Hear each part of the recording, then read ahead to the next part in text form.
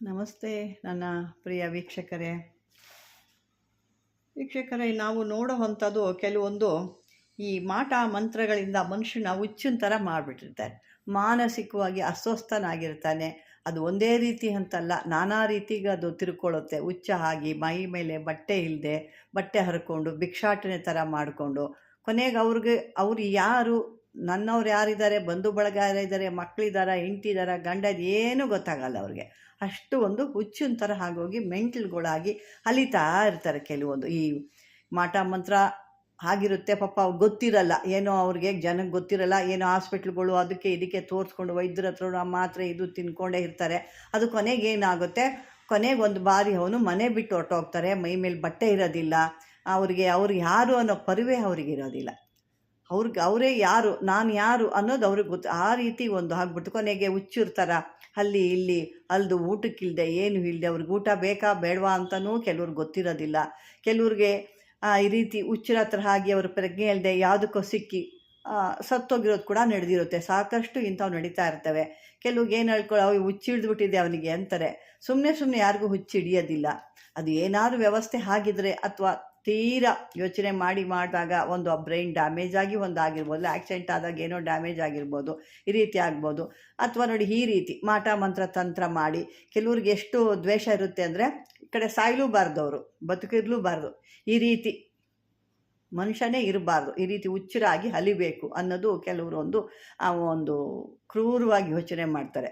ಅದರಷ್ಟು ನರಕ ಬೇರೆ ಯಾವುದೂ ಇಲ್ಲ. ಆ ಕಡೆ ಬೇಗ ಸಾಯಿಸು ಬಿಟ್ಟರೆ ಏನೋ ಒಂದು ರೀತಿ ನಡೀತಾರೆ, ಕಡೆ ಹೋಗ್ಬಿಡ್ತಾರೆ. ಆದರೆ ಇವ್ರು ಏನು ಮಾಡ್ತಾರೆ, ಸಾಯಿಸಲ್ಲ. ಈ ರೀತಿ ಹೆಂಡತಿ ಮಕ್ಕಳು ಮನೆ ಮಠ ಏನೂ ಇಲ್ದಂಗೆ, ಅದು ಹೆಣ್ಣಾಗ್ಬೋದು ಗಂಡಾಗ್ಬೋದು, ಮೈ ಮೇಲೆ ಬಟ್ಟೆ ಇಲ್ದಂಗೆ ಹರ್ಕೊಂಡು ಅವ್ಳು ಊಟಕ್ಕೆ ಹೊಟ್ಟೆ ಹಸು ಕೂಡ ಗೊತ್ತಾಗಲ್ಲ. ಅವ್ರು ಕೊಟ್ಟರೆ ತಿಂತಾರೆ, ಇಲ್ಲಾಂದರೆ ಅದು ಕೇಳೋದೇ ಇಲ್ಲ. ಕೊನೆಗೆ ನಾನು ಮೊದಲೇ ಹೇಳ್ದಂಗೆ ಆ ರೀತಿ ಒಂದು ಅನಾಹುತ ನೋಡ್ದೋಗುತ್ತೆ. ಬನ್ನಿ ಅಂಥದಕ್ಕೆಲ್ಲ ಕೆಲವೊಂದು ಗುಣಪಡಿಸೋದು ನೋಡೋಣ. ಯಾಕೆಂದರೆ ಈ ಥರ ಮಾಡೋ ಅಂಥದ್ದು ಭಾಳ ಅಧರ್ಮದ ಕೆಲಸ ಇದು. ಇದನ್ನು ಮಾಡಬಾರ್ದು. ಅದಕ್ಕೆ ಅಂಥರಾಗಿದ್ದರೆ ಏನಾದರೂ ಅದಕ್ಕೆ ಪರಿಹಾರ ನೋಡ್ಕೊಳ್ಳೋಣ. ಇದೆಲ್ಲ ಏನು ಮಾಡಬೇಕು, ಕೆಲವೊಂದು ಸಾರಿ ನೀವು ಈ ಒಂದು ಮಾಟ ಮಂತ್ರ ಈ ಒಂದು ಇದರಿಂದ ಏನಾದರೂ ಆ ಥರ ಆಗಿದ್ದರೆ ಒಂದು ಯಂತ್ರ ಬರ್ಕೋಬೇಕು. ಆ ಯಂತ್ರ ಕೂಡ ನಾನು ತೋರಿಸ್ತೀನಿ. ಆ ಯಂತ್ರ ಬರ್ಕೊಂಡು ಈ ಭೋಜಪತ್ರ ಮೇಲಾದರೂ ಬರಿಬೋದು, ಅಥವಾ ಇದಿರುತ್ತೆ ತಗಡ್ನಲ್ಲಾದರೂ ಬರಿಬೋದು. ಇದಕ್ಕೆ ಒಂದು ಭುಜಪತ್ರೆ ಅಂತಲೇ ಬರುತ್ತೆ, ಅದ್ರ ಮೇಲಾದರೂ ಬರಿಬೋದು. ಅದಕ್ಕೆ ಬೇಕಾಗಿರೋ ವಸ್ತುಗಳು ಏನಪ್ಪ ಅಂದರೆ, ಕಸ್ತೂರಿ, ಗೋರೋಜನ, ಈ ನವಸಾಗರ, ಪಾದರಸ, ಈ ರಕ್ತಚಂದನ, ಬಲಮುರಿ, ಎಡಮುರಿ, ಆಮೇಲೆ ಶ್ವೇತಾರ್ಕ, ಮಯೂರಶಿಖಿ, ಇವುಗಳನ್ನೆಲ್ಲ ಸೇರಿಸ್ಬಿಟ್ಟು ಎಲ್ಲ ಕುಟ್ಟಿ ಪುಡಿ ಮಾಡಿ ಒಂದು ತಾಯ್ತದಲ್ಲಿ ಅದನ್ನು ಭದ್ರಪಡಿಸ್ಬೇಕು. ಅಂದರೆ ತಾಯ್ತದಲ್ಲಿ ತುಂಬಿ ಒಂದು ಬೆಳ್ಳಿ ತಾಯ್ತ ಬೇಕಾಗುತ್ತೆ. ಆ ಬೆಳ್ಳಿ ತಾಯ್ತದಲ್ಲಿ ತುಂಬಿಟ್ಟು ಇದಕ್ಕೆ ಒಂದು 3 ಥರದ ಬಣ್ಣದ ದಾರದಿಂದ ಇದನ್ನು ಕಟ್ಟಬೇಕು. ಕಟ್ಟ ನಂತರ ಯಂತ್ರವನ್ನು ಶುದ್ಧಿ ಮಾಡಿ ಅದಕ್ಕೆ ಮಾಮೂಲಿಯಾಗಿ ಜೀವಕಳೆ ಕೊಡಬೇಕು. ಜೀವಕಳೆ ಇಲ್ಲ ಅಂದರೆ ಅದಕ್ಕೆ ಯಾವುದೇ ಶಕ್ತಿ ಇರಲ್ಲ. ಇದೆಲ್ಲ ಜೀವಕಳೆ ನೀವೆಲ್ಲ ಕೊಟ್ಟರೆ ಆಯಿತು. ಅದಾದಮೇಲೆ ಏನು ಮಾಡಬೇಕು, ದುರ್ಗಾ ಕವಚ ಅದನ್ನು ಅಷ್ಟೋತ್ತರವಾಗಿ ಹೇಳಿ ಪೂಜೆ ಮಾಡಬೇಕು. ಪೂಜೆ ಮಾಡಿ ಈ ಯಾರು ಈ ತೊಂದರೆಯಲ್ಲಿ ಇರ್ತಾರೋ ಅವ್ರಿಗೆ ಇದನ್ನು ಕಟ್ಟಬೇಕು. ಮತ್ತು ಇನ್ನೂ ಒಂದು ಏನಪ್ಪ ಅಂದರೆ, ಭೋಜಪತ್ರಲ್ಲಿ ಬರೆದಾದ್ಮೇಲೆ ಇದನ್ನು ಕೆಂಪು ದಾರದಿಂದಲೂ ಕಟ್ಬೋದು, ಇದರಲ್ಲೂ ಕಟ್ಬೋದು. ಮತ್ತು ಇದಕ್ಕೆ ಸಾಂಬ್ರಾಣಿ ಎಲ್ಲ ಕೊಡಬೇಕು. ಸಾಂಬ್ರಾಣಿ ಕೊಡಬೇಕು. ಪೂಜೆಗಳು ನಿಮ್ಮ ಆ ದೇವ್ರ ಮೇಲಿಟ್ಟು ಒಂದು ಪೂಜೆ ಮಾಡಬೇಕು. ಅದಕ್ಕೆ ಧೂಪ ದೀಪ ನೈವೇದ್ಯ ತೋರಿಸ್ಬೇಕು. ಎಲ್ಲ ಆದಮೇಲೆ ಆ ದೇವ್ರ ಮೇಲಿಟ್ಟು ಒಂದು ಈ ದುರ್ಗಾ ಕವಚ ಅಂತೇಳಿ, ದುರ್ಗಾ ಕವಚ ಅಥವಾ ಅಷ್ಟೋತ್ತರಗಳಿಂದ ಹೇಳ್ಬೋದು. ಅಥವಾ ಈ ದುರ್ಗಾ ಮೂಲ ಮಂತ್ರ ಅಂತ ಬರುತ್ತೆ, ಆ ಮೂಲ ಮಂತ್ರಗಳಿಂದ ಕೂಡ ಪುನಃ ಒಂದು ಅದನ್ನು ಮಂತ್ರಿಸ್ಬಿಟ್ಟು ಅವರಿಗೆ ಆ ತೋಳಿಗೆ ಇದನ್ನು ಕಟ್ಟೋಬೋದು. ಆ ಥರ ಕಟ್ಟಿದಾಗ ಈ ಒಂದು ಏನು ತೊಂದರೆ ಇರುತ್ತೆ ಇವರು ಅದರಿಂದ ದಾಟು ಅಥವಾ ವಿಚಾರ ಮಾಡಿದ ಏನು ಮಾಂತ್ರಿಕದಿಂದ ಅದರಿಂದ ಕೂಡ ದೂರ ಆಗುತ್ತೆ. ಇನ್ನೂ ಒಂದು ಏನಪ್ಪ ಅಂತಂದರೆ, ನಾನು ಇಂಥದಕ್ಕೆ ಚಕ್ರವನ್ನು ನೀವು ಈ ಚಕ್ರ ಈ ಚಕ್ರವನ್ನು ಕೂಡ ಬರಿಬೋದು. ಈ ಚಕ್ರವನ್ನು ಬರೆದು ಅವ್ರಿಗೆ ತೋಳಿಗೆ ನೀವು ಇದನ್ನು ಕಟ್ಟಬೇಕು. ಈ ದುರ್ಗಾದೇವಿ ಮೂಲ ಮಂತ್ರದಿಂದ ಇದನ್ನು ಅವರ ತೋಳಿಗೆ ಇದನ್ನು ಕಟ್ಕೋಬೋದು. ಕಟ್ಟಿ ಅದಕ್ಕೆ ಒಂದು ಇದು ಮಾಡಿದಾಗ ಅದರಿಂದ ಸ್ವಲ್ಪ ದೂರ ಆಗುತ್ತೆ.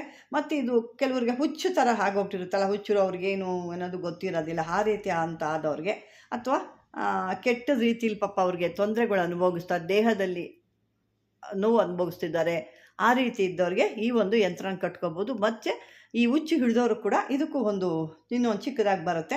ಇವ್ರಿಗೆ ಏನು ಮಾಡಬೇಕು ಈ ಮಾಟ ಮಂತ್ರದಿಂದ ಹುಚ್ಚಿಡ್ದಿದೆ ಅನ್ನೋರಿಗೆ ಅಂದರೆ ಈ ಹರಳೆಣ್ಣೆ ಗೊತ್ತಲ್ಲ, ಕ್ಯಾಸ್ಟ್ರೈಲು ಅಂತ ಹೇಳ್ತಾರೆ, ಅಥವಾ ಹರಳೆಣ್ಣೆ ಅಂತ ಹೇಳ್ತೀವಿ. ಹರಳೆಣ್ಣೆ ತೊಗೋಬೇಕು, ಕೊಬ್ಬರಿ ಎಣ್ಣೆ ಎಲ್ಲ ಸಮಭಾಗ, ಕೊಬ್ಬರಿ ಎಣ್ಣೆ ಮತ್ತು ಒಂದು ಕೆರೆ ನೀರು, ಒಂದು ಬಾವಿ ನೀರು, ಒಂದು ಹೊಳೆ ನೀರು, ಅಂದರೆ ಒಂದು ಹರಿಯುತ್ತಲ್ಲ ನೀರು, ಆ ಹೊಳೆ ಅಂತ ಹೇಳ್ತೀವಿ, ಆ ಹೊಳೆ ಒಂದು ನೀರು.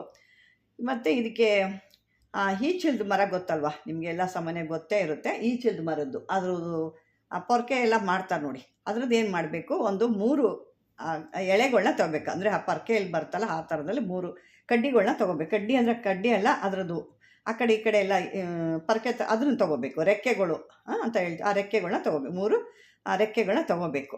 ಇವುಗಳನ್ನೆಲ್ಲ ಸೇರಿಸಿ ಚೆನ್ನಾಗಿ ಇದನ್ನು ನುಣ್ಣಗೆ ರುಬ್ಬಬೇಕು, ಚೆನ್ನಾಗಿ ನುಣ್ಣಗೆ ರುಬ್ಬಬೇಕು. ನಂತರ ಇದನ್ನು ಒಂದು ಪಾತ್ರೆಯಲ್ಲಿ ನೀವು ಅದನ್ನು ಒಂದು ಶೇಖರಣೆ ಮಾಡಿ ಇಡಬೇಕು. ಶೇಖರಣೆ ಮಾಡಿ ಇಟ್ಟು ನುಣ್ಣಗೆ ರುಬ್ಬ ಆದಮೇಲೆ ಯಾರು ಈ ಒಂದು ಹುಚ್ಚರ ಥರ ಹಾಡ್ತಾರೆ ಮಾಟ ಮಂತ್ರ ಒಳಗಾಗಿ ಅಂಥವ್ರಿಗೆ ಏನು ಮಾಡಬೇಕು, ಈ ರಾತ್ರಿ ಪೂರ್ತಿ ಮೈಗೆ ಹಚ್ಚಬೇಕು.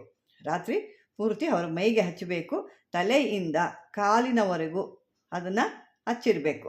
ನಂತರ ಏನು ಮಾಡಬೇಕು, ಬೆಳಗ್ಗೆ ತಲೆಗೆ ಬೆನ್ನಿಗೆ, ತಲೆ ಮೇಲೆ ಇರುತ್ತಾ ತಲೆಗೆ ಮತ್ತು ಬೆನ್ನಿಗೆ ನಿಂಬೆಹಣ್ಣಿಂದ ನಿಂಬೆಹಣ್ಣು ಕಟ್ ಮಾಡಿಬಿಟ್ಟು ಅವರ ತಲೆ ಮೇಲೆ ಮೊದಲು ಅದನ್ನು ಕಟ್ ಮಾಡಬೇಕು. ತಲೆ ಕಟ್ ಮಾಡಿ ಅದನ್ನು ನಿಂಬೆಹಣ್ಣಲ್ಲಿ ಆ ರಸನ ಹೊರಗೆ ತಲೆಗೆ ಉಜ್ಜಬೇಕು. ನಂತರ ಬೆನ್ನು ಇರುತ್ತಲ್ಲ, ಆ ಬೆನ್ನು ಕೂಡ ಅವರು ಅದನ್ನು ತಿಕ್ಕಬೇಕು. ತಿಕ್ಕಿ ಒಂದು 10 ನಿಮಿಷ ಅಥವಾ ಅರ್ಧ ಗಂಟೆ ಬಿಟ್ಟು ಅವರಿಗೆ ಸ್ನಾನ ಮಾಡಿಸ್ಬೇಕು. ಸ್ನಾನ ಮಾಡಿಸಿದ್ಮೇಲೆ ಇದೇ ರೀತಿ ಒಂದು 9 ದಿನಗಳ ಕಾಲ ಈ ರೀತಿ ತೊಂದರೆ ಇರೋವಂಥವ್ರಿಗೆ 9 ದಿನಗಳ ಕಾಲ ಈ ರೀತಿ ಮಾಡಿದ್ರೆ ಇದರಿಂದ ಅವರು ಆರಾಮಾಗಿ ಆಗ್ತಾರೆ. ಏನು ಹುಚ್ಚಿಡ್ದಿದೆಯೋ, ಏನು ಪ್ರಯೋಗದಿಂದ ಆಗಿದೆಯೋ ಅದೆಲ್ಲ ನಿಮಗೆ ಕ್ಲಿಯರ್ ಆಗುತ್ತೆ, ಆ ಬಾಧೆಯಿಂದ ದೂರ ಬರ್ತಾರೆ. ಮತ್ತು ಇದರೊಳಗೆ ಏನಪ್ಪ ಅಂದರೆ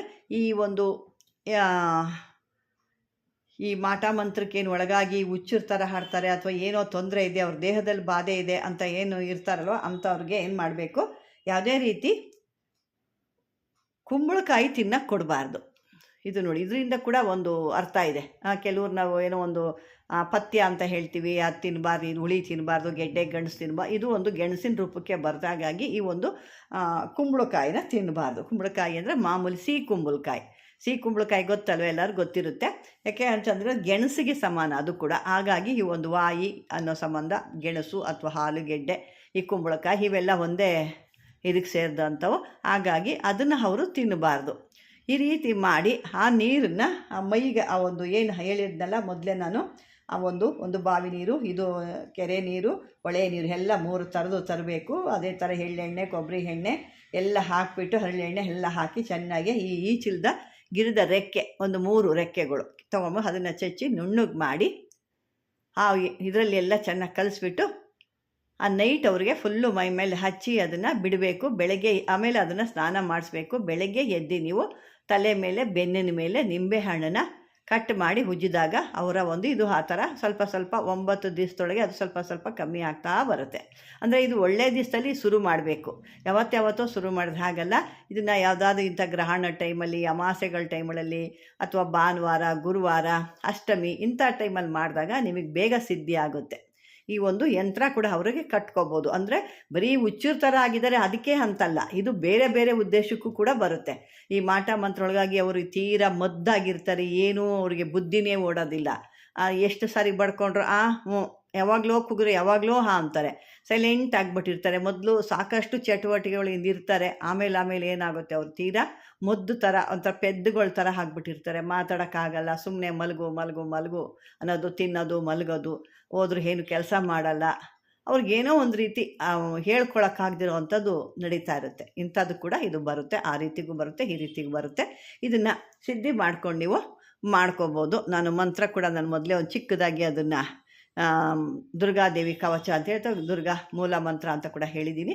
ಇದನ್ನು ಹೇಳ್ಕೊಂಡು ಆದಂಥ ಒಂದು ತೊಂದರೆಗಳಿಗೆ ಇದರಿಂದ ಪರಿಹಾರ ಮಾಡ್ಕೊಳ್ಳಿ ಅಂತ ಹೇಳ್ತಾ ವೀಕ್ಷಕರೇ, ಈ ಒಂದು ವಿಡಿಯೋ ನಿಮ್ಗೆ ಇಷ್ಟವಾಗಿದೆ ಅಂದ್ಕೊಂಡಿದ್ರೆ ನಿಮಗೆ ಇಷ್ಟವಾದರೆ ಈ ಒಂದು ಲೈಕ್ ಮಾಡೋದು ಮರಿಬೇಡಿ. ಅದೇ ರೀತಿ ಒಂದು ಏನೇ ಇದ್ದರೂ ಕಾಮೆಂಟ್ ಬಾಕ್ಸಲ್ಲಿ ಹಾಕಿ, ಬೇರೆ ಯಾರಿಗಾರೇ ಅದು ನಿಮ್ಮ ಕುಟುಂಬ ಸ್ನೇಹಿತರು ಯಾರೇ ಇದ್ದರೂ ಅವರಿಗೆ ಶೇರ್ ಮಾಡಿ, ಸಬ್ಸ್ಕ್ರೈಬರ್ ಮಾಡ್ಕೊಳ್ಳಿ. ಯಾರು ಹೊಸ್ದಾಗಿ ನೋಡ್ತಾ ಇದ್ದೀರಾ ಅವರು ನನ್ನ ಒಂದು ವೀಡಿಯೋನ ಸಬ್ಸ್ಕ್ರೈಬರ್ ಮಾಡ್ಕೊಂಡ ತಕ್ಷಣ ನಾನು ಹಾಕಿದಂಥ ಪ್ರತಿಯೊಂದು ವೀಡಿಯೋನೂ ನಿಮಗೆ ಇಮಿಡಿಯೇಟಾಗಿ ಬರುತ್ತೆ. ಧನ್ಯವಾದಗಳು ಬಾಂಧವ.